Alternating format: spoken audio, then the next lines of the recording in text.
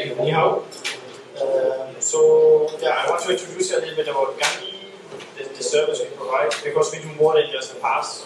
We are historically a domain name registrar, so but very different from Gandi, very different from other registrar, maybe you know. So I don't know if you know any other registrar. Do you know any other registrar?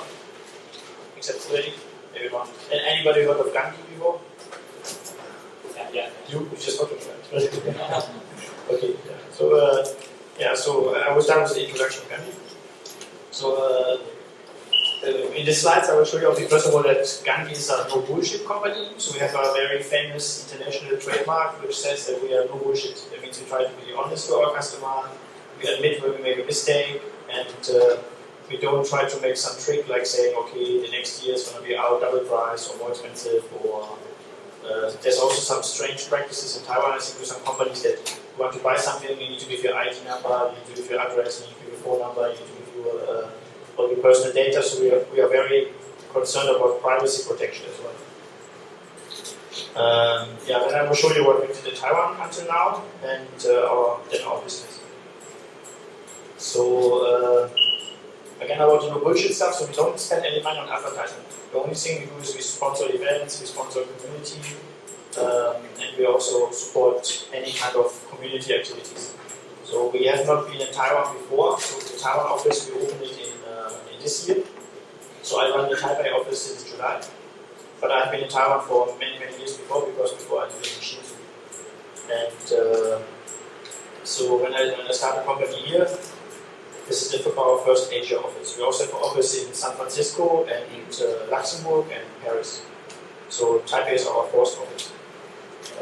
No bullshit also means that we try to support other projects which are no bullshit. So we support VLC Media Player, Ubuntu, which some people maybe think a bit bullshit, so we also support them. And Genome and Taipei Hackerspace is our newest project we support. So we are in Taiwan since about 6 months. I rent the office in Renai, just for them. And we do this mainly to have customer support in this time zone, but also to support 24-hour our customer. Our main customers are still in Europe, so we also do this to support the customer base. So right now we have 6 people, and at the beginning of next year we should have the Chinese website as well. So our main task right now is to work very hard to have the Chinese website translated. It's not very easy, because Chinese has a lot of interpretation and different, especially for technical terms. I don't know how to say PaaS in Chinese. So as I mentioned, we are mainly a domain name registrar. There's a lot of, I don't know if you heard about it, there's a new top-level domain coming, or already out since a while. There's like .club, .bar, .restaurant. So there's not so many people use these names right now, but they get more and more popular, and I think after a while, maybe after a couple of years, people start to get used to them and to use these names. So these are the new top-level domains, and it creates an opportunity for some companies as well. If they say they only have a company in Taipei, or maybe they only have a company in Paris, or they're only focusing on restaurants, so it's better maybe for them to get this kind of name and put their brand into it. So we are accredited for most of these domain name extension, and right now we manage 1.6 million domain names totally, including the old extension. So in France we are the number 1, in Europe we are about number 6, and worldwide maybe around number 15. And yeah, we have an API as well, and the API is free to use. You can create domains, search for domains, register them, and of course you need to pay to buy a domain, but you can use it for free if you want to check out what is the domain. We also have corporate services, and that's a bit more complicated.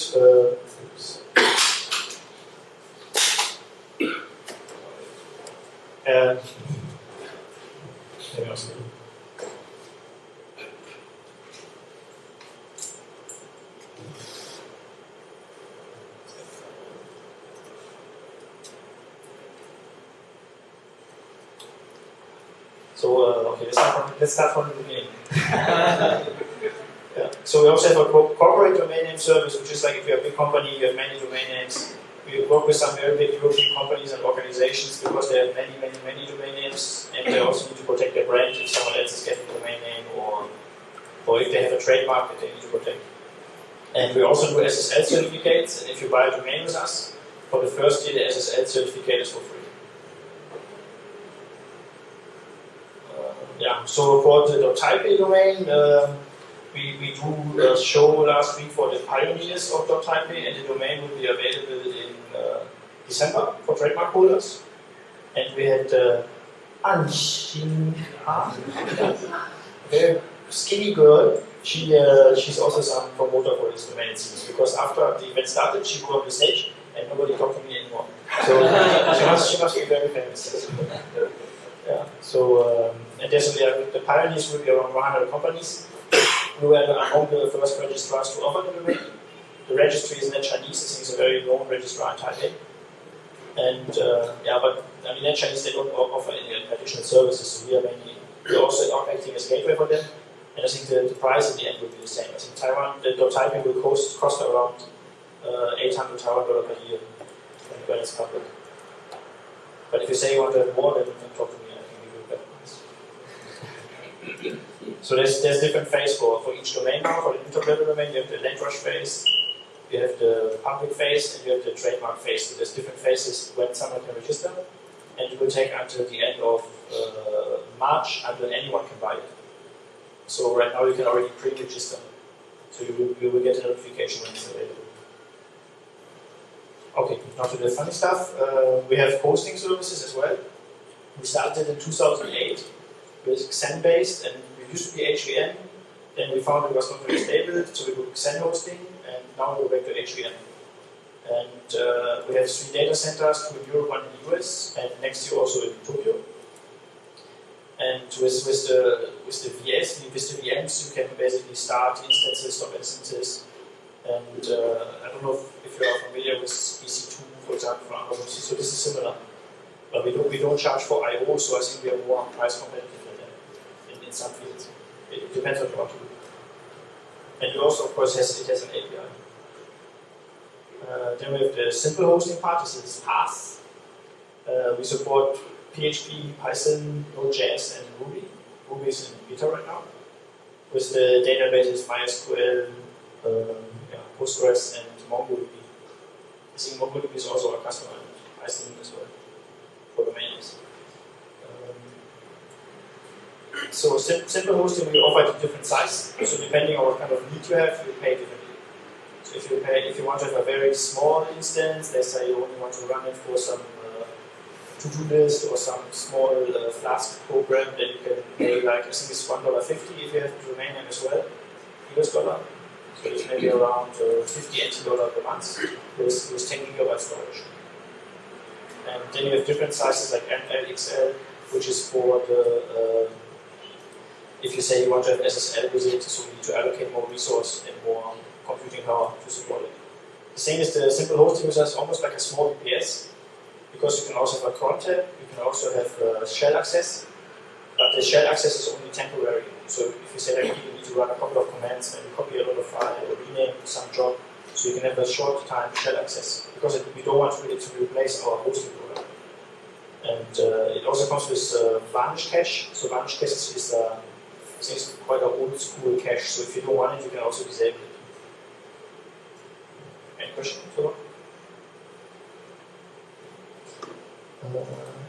We have Python 2.7 right now, and Python 3.2.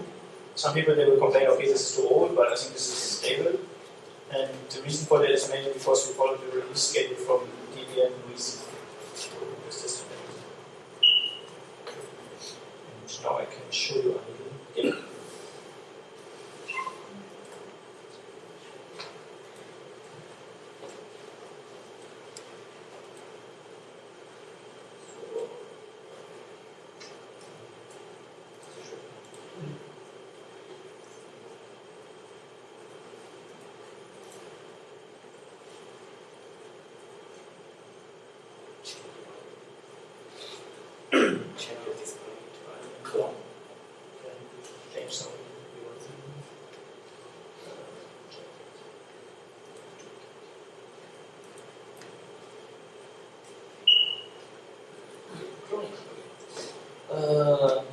So let me see. It's not good. We have, as I mentioned, we work right now on the Chinese website. I see somewhere here, yeah, this is supposed to be our Chinese website in the future.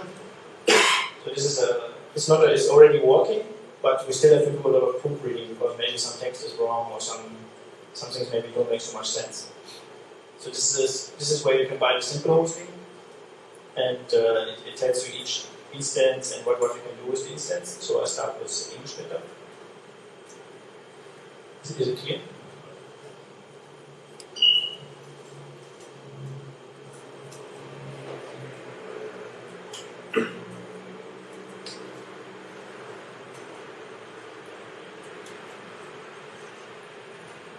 So before you start with the simple hosting, I mean, you don't need to have a domain name if you want to try the simple hosting. It's free to try for 3 days. All you need to have is an account. If you just want to test it, it's no problem. And we will give you a random domain name, which is Gandi.ws, like website. So basically you say, okay, what kind of instance you want to have. You say, of course, we want to have Python because we love Python. So Python plus PGSQL. And you can see, okay, this is small size is with 16 GB of traffic estimate and 300,000 views, which is a lot. And it's with 2.7 Python configurable and Postgres SQL 3.7 Git and everything I mentioned before. So if you have a domain, you would get 50% off. So you really want this to be green. Then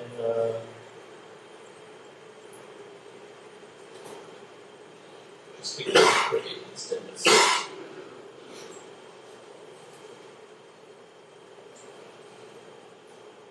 So right now you can only choose between 3 data centers in Luxembourg, Paris, and Baltimore. As I mentioned, we will have probably Tokyo in spring next year. But I found out I have many customers in Taiwan already who are using Luxembourg data center. And if you think it's, I mean, I don't find it's too slow actually. So I just choose the size. So here's I can choose a different size, of course the price will change. I can give it a name, maybe I call it like CLBC. I was thinking it sounds like a Korean pop band. In this space, subscription duration. So here I can now say I want to say quarterly, every 3 months. So you say, okay, I only want to pay one time and I don't want to bother about it anymore. You can pay already in advance. Because many of our services, they were prepaid. So you pay in advance and then the service is provisioned. Then give it a password.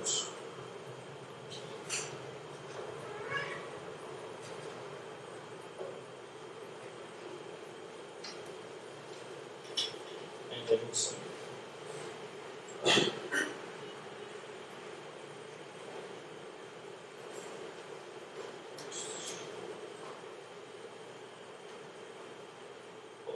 I didn't type the right password.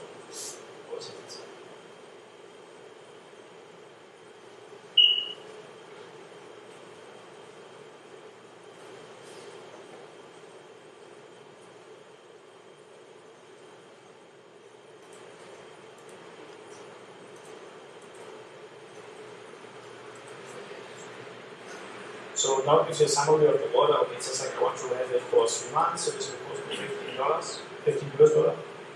And it's a Python Postgres SPAC for 3 months. And I can switch already user annual. I have a promo code, so I can enter the promo code. And validate it. So it's actually for free. 0. I accept the contract.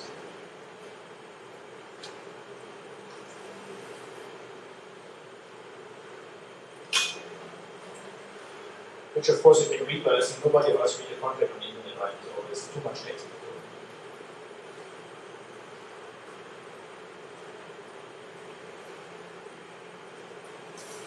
So once you've done this, it confirms you, okay, you have ordered the simple hosting instance, and while you're waiting, you can also order a t-shirt. Like this t-shirt. So I think it takes like 1 or 2 months until we have in Taiwan now. So we also think about reducing the t-shirt cost, so we can also give you one for free. Maybe at Icon Upper, I can give you a t-shirt. Don't use the promo code, just use TPEN. That's a promo code if you work with the hackerspace. You can also use it. It's no problem. But you need to select 3 months hosting it and then it will be free. No problem. Okay, so I go to my account.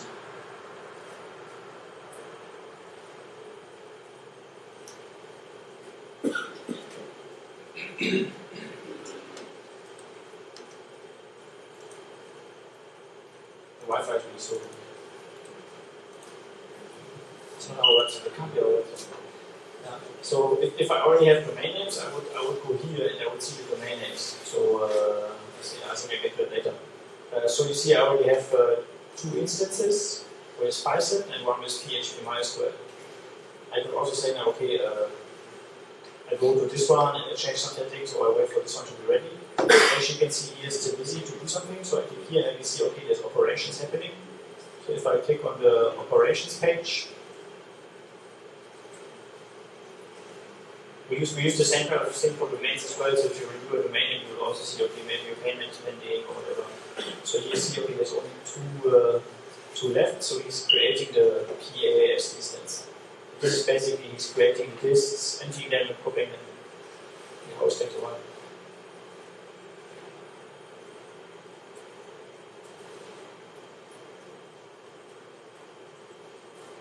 Okay, so it's done.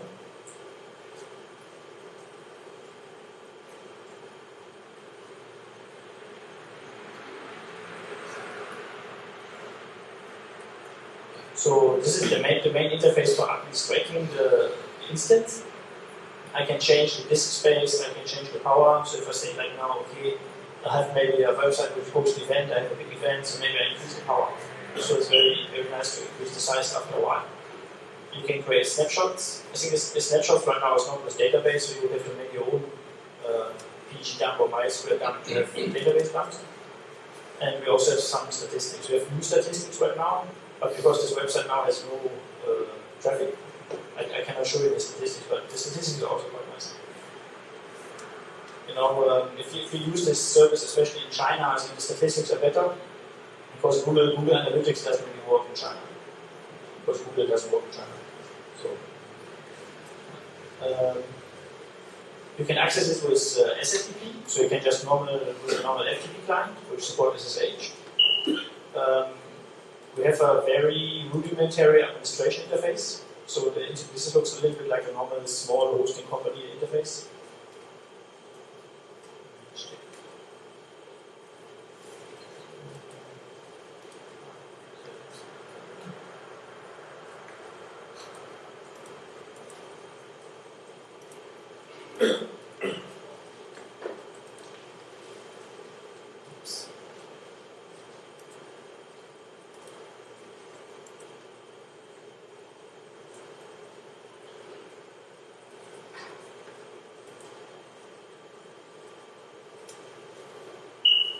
So it basically gives you only the possibility to show the disk space, to purge the cache, look in the log files, and maybe do some admin tasks on the database. So this is not like a cPanel. I mean, if you wanted your own cPanel, you can install it yourself, and you can do whatever you want with it. We don't give any kind of limitation what kind of service you can run. You can even send emails from the instance, it's no problem. As long as you don't send millions of emails, it's okay. I know that some hosting providers put some strange limitation, like SMTP will not work or something will not work, and you cannot use your domain name, so you have to buy it from there. So you can even buy the domain name somewhere else and use our service that also.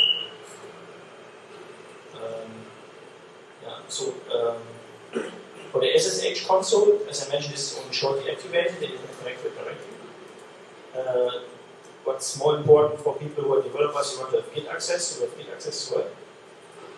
And for the Git access, I just have to check here what is the login and address that I need to access it. I don't know if you can see it. So,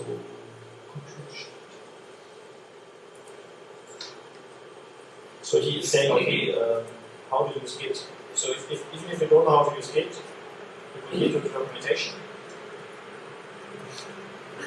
And here's some documentation, okay, how to set up the Git with this instance. So I'm going to do it right now.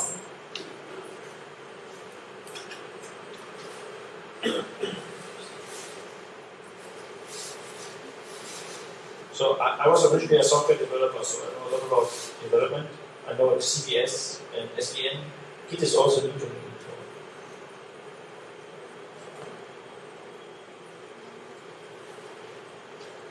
So to create a repository, first we need to do check what is our vhost. So our vhost, we can find it here. This is the name of our host. But actually for Python, the Git repository is always called default.git. I don't know exactly why, but that's like this.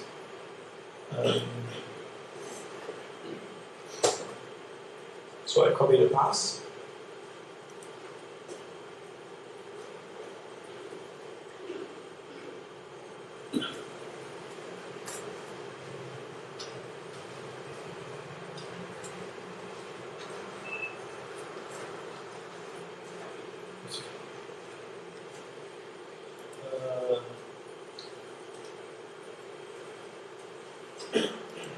Normally if you set up Git first, for the first time you need to set, I don't know if I mention this because maybe not everybody is familiar with Git. If you should always use Git or some revision control instead of just replacing the files, because maybe you want to make sure that you have some revision or that you have different branches of the software code. So it's better to configure Git. So the basic thing to run Git is basically you need to set the username password to connect to the server, check it out, and then branch in your code. So basically you're pushing objects to Git. So I do this basic stuff to configure the name, my name and my email. So when you commit something, which means submit something to a Git repository, it will have your name on it.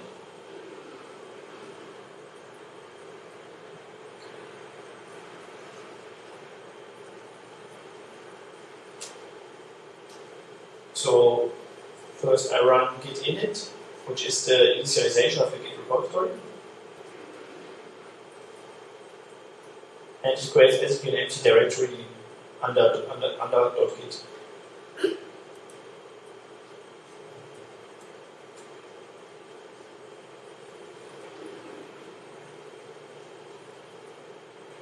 Then I take Git to use the repository on Gandi.net. So here I can find the address.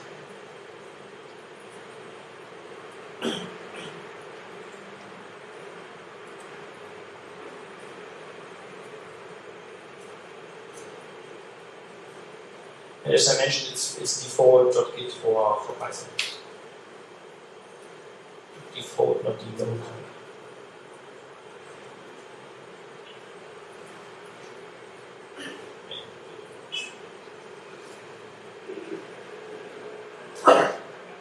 This is how you clean a repository.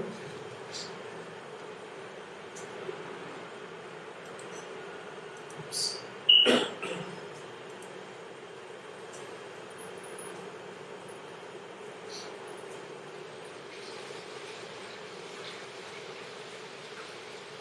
And in this example it says mkdir, htdocs, and that I should create. But this only works if the instance is something else than Python, because in Python we don't really need the HTML file, we need WSGI, or we need some other bootstrap code to say, okay, how the application should run. So what I can basically do is I can just make a test file, or text file.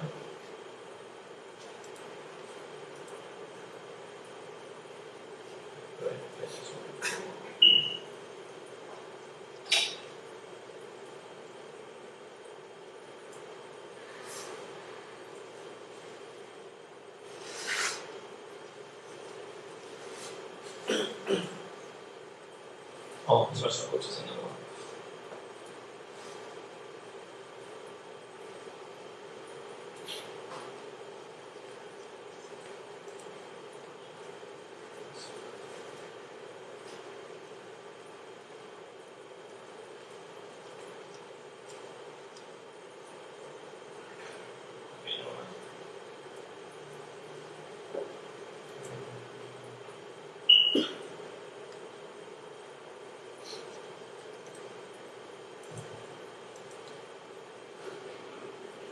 if I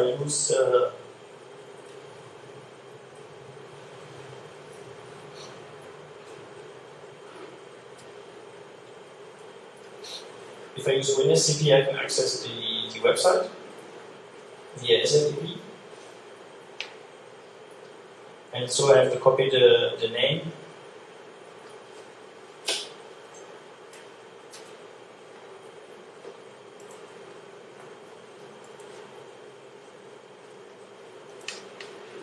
And the login.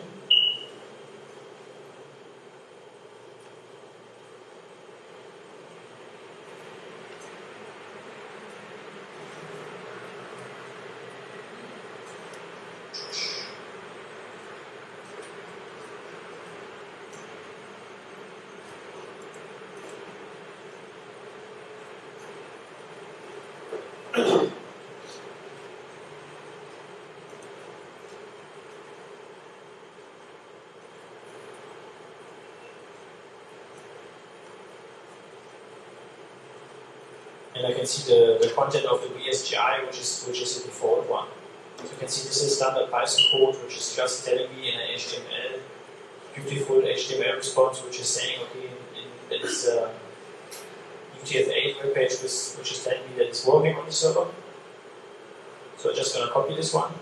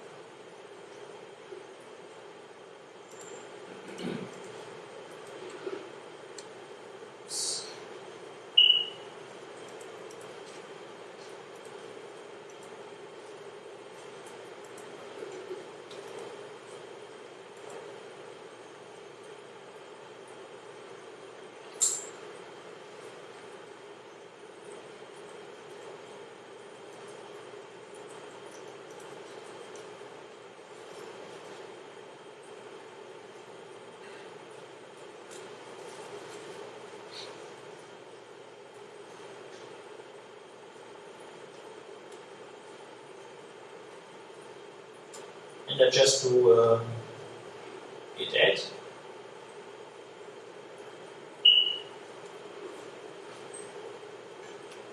And git commit.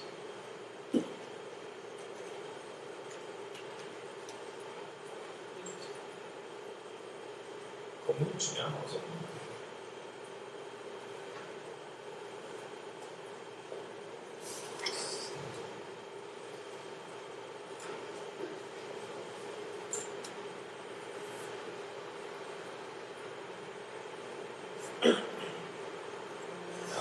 So I always forget the direction if it's like push master origin or some config.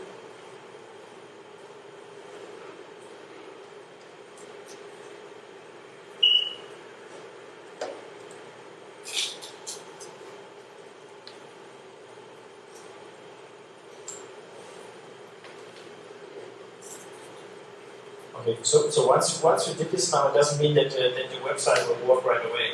Because normally now it's okay that my code will just run.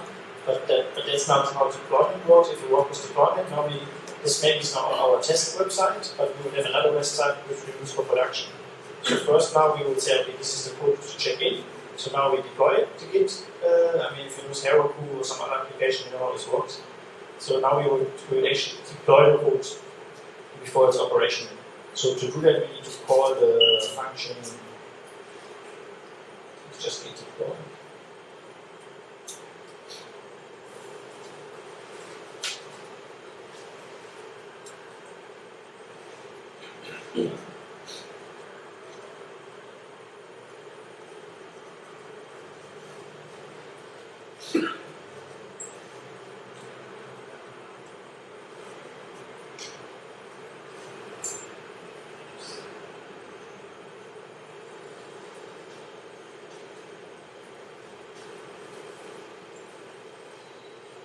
So this is one I tested before, so I would just call this one and say, okay, this is the default of Git. Of course, I have now another one, so I'm copying. I have to change the login ID. something.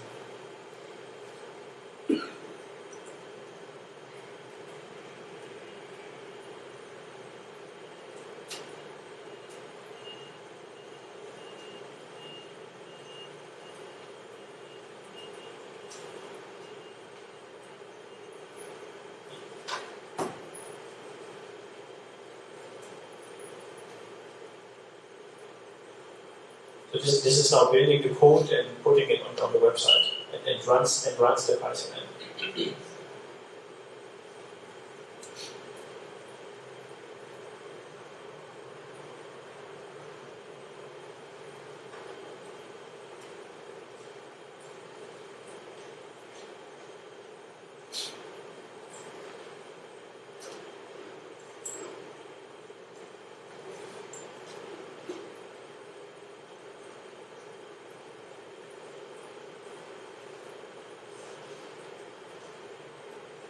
So now it's saying it's working. You can see this is called test URL.ws. So this domain name is not this domain name, or this host name is not going to cost you anything. And you could even use it if you want to have some temporary service or some services for your own backend, like backup services or whatever. So you could use the test URL.ws, and you would have to pay for the domain name actually. But you could also use it as a staging environment. If I want to tell Python now, okay, that I have a Flask application, I need to edit a file called requirements.txt. And I just mention inside that this depends on the module Flask.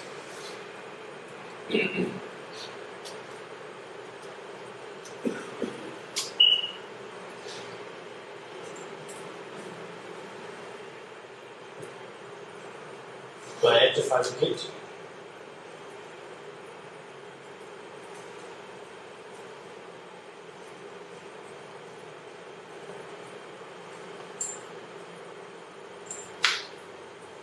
And I think it's a bit too early for the commit because I should still change the WSGI file to tell them, okay, that this is a file which requires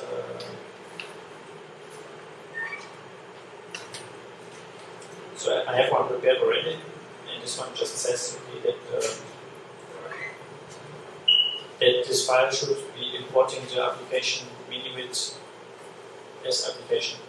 But I don't think I have set this one up before, so it will not run away. It will not run right away, but it should show an error. But I can still show, okay, how the building process will work. So if I do now svn commit,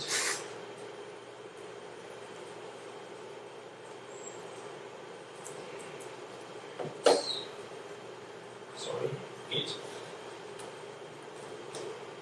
should just make an alias.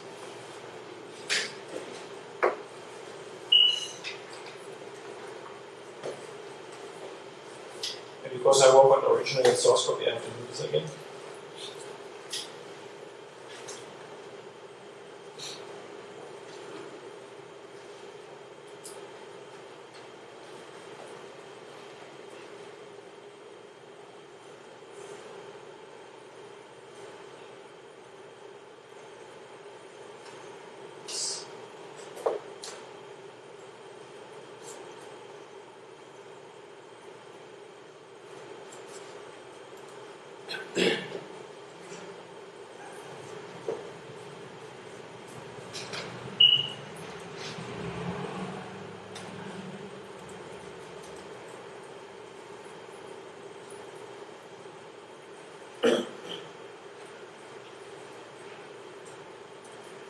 And I deploy it again. So now this should make an error message, but at least I should see, okay, that Flask is getting built as well, and that the requirements are being installed. Normally you can also do, I think, pip-f, and then output it to requirements.txt, and it will automatically know what are the dependencies.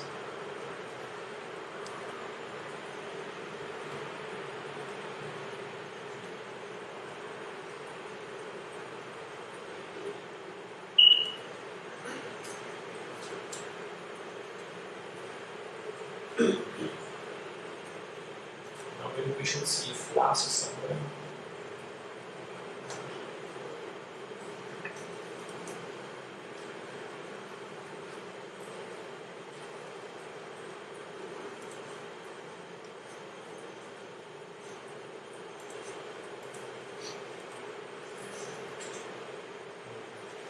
primitive.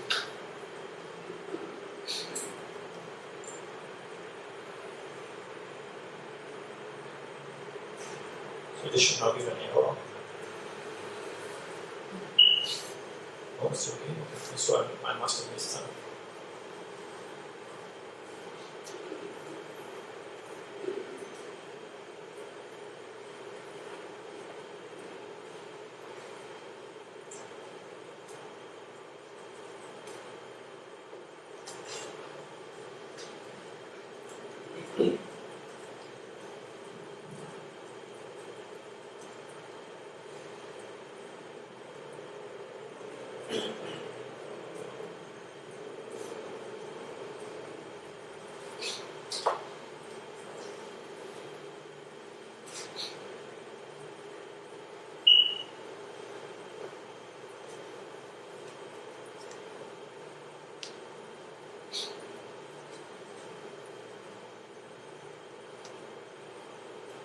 Okay, I think now it's okay. So you will reinitialize a pip, and you will rebuild the application.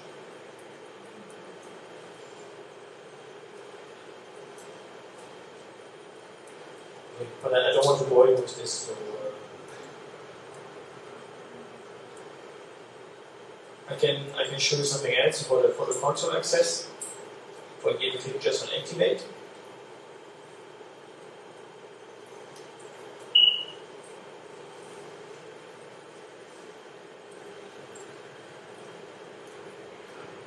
This will automatically be deactivated after 2 hours. I don't think it's a bad thing because I think it's also some increased security that you can disable the console access.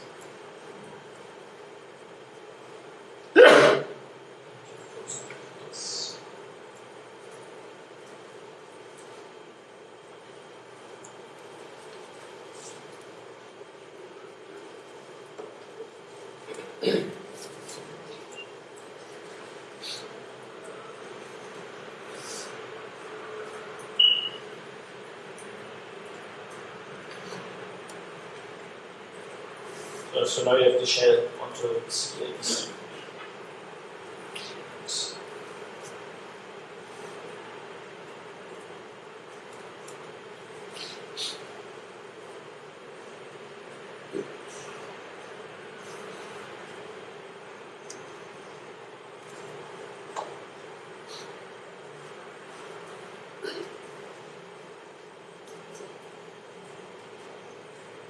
So if I have to do something here, I can do it, but again, it's better to use Git to deploy any code or source code files.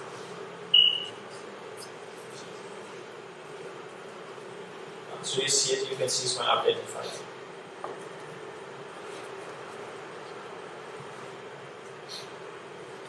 Any question?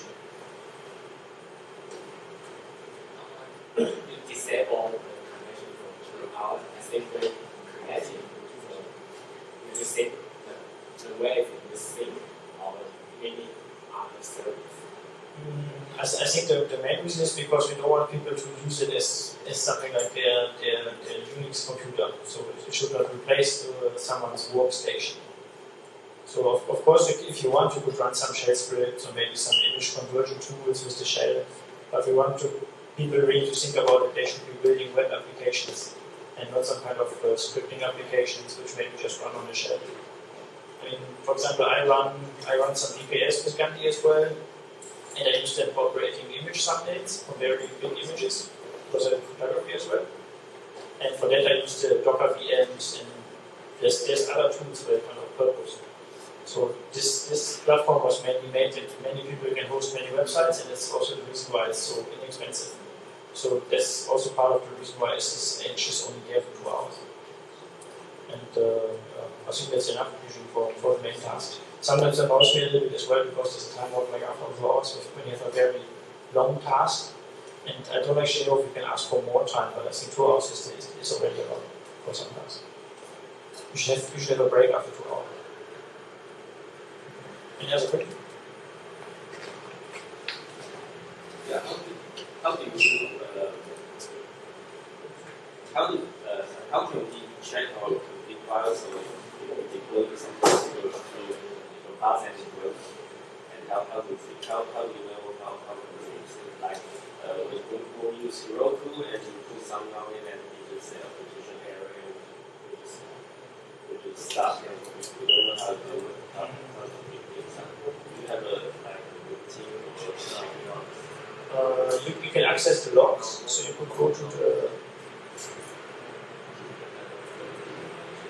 the interface here and you can check the Python logs. So because if something failed during the git deploy comment, you will find it here.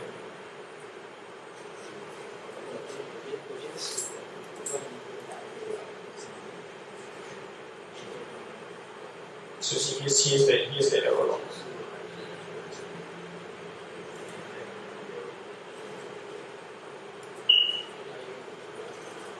So there's some error there, so I don't know what I did wrong, but because so you see my application actually failed to build, and I still have the old application. He didn't put it online because I didn't put the Python file for mini tweaks inside.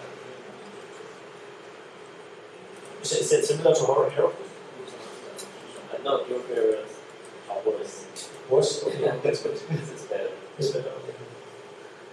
Yeah, so you can see the log files as well. I think actually, because you see this is HTTP or HTTPS, you could actually have your own monitoring service as well and say, okay, you're always fetching the log and maybe make some grep to see if the service is okay or if the application is running okay.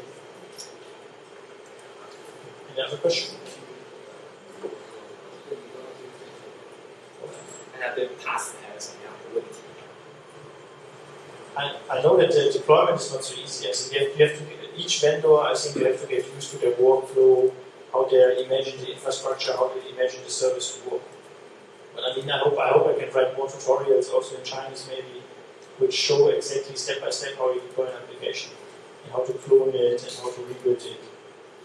And but for me, for example, I don't know what kind of services are popular in Taiwan.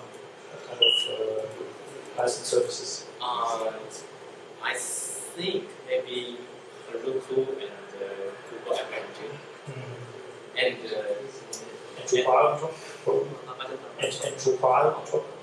A little. And somebody hosts their service with AWS.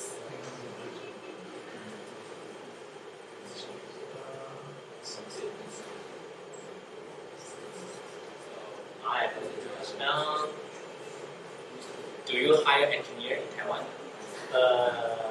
Yeah, but right now my business plan for next year is mainly including support, customer support, yeah, and also maybe some developer in the second half of next year. You can hire more kind of I think Python is very popular for very good reasons because Python is very flexible. You can do scientific stuff, you can do Raspberry Pi, you can do. It's very nice. I see a photo. You chat with our mail probably. Yeah. So may I see the picture again? On the edge. I'm not looking at the picture. This one. Yeah. So this was just the launch event of the Taipei domain. Launch event. Yeah, that was last Thursday. Actually, I have a little problem about this. Although you don't seem particularly happy standing beside me. Because I know that Saturday is his last day. But it was a very long video. I probably a little bit sad that everybody care about China, not about me.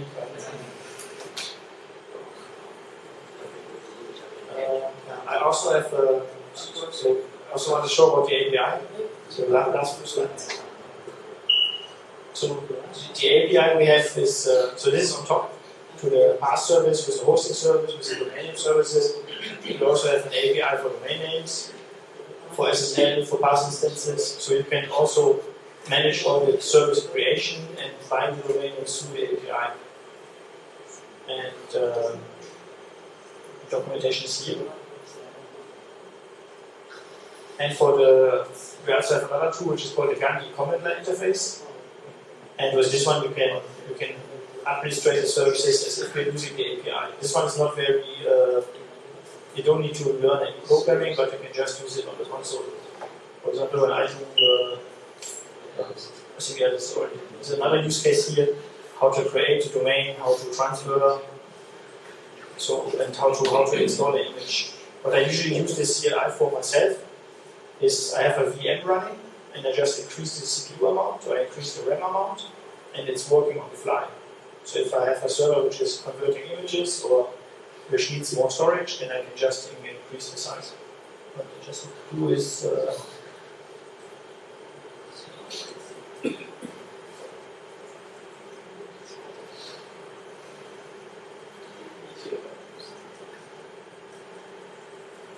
this is no longer a pass, but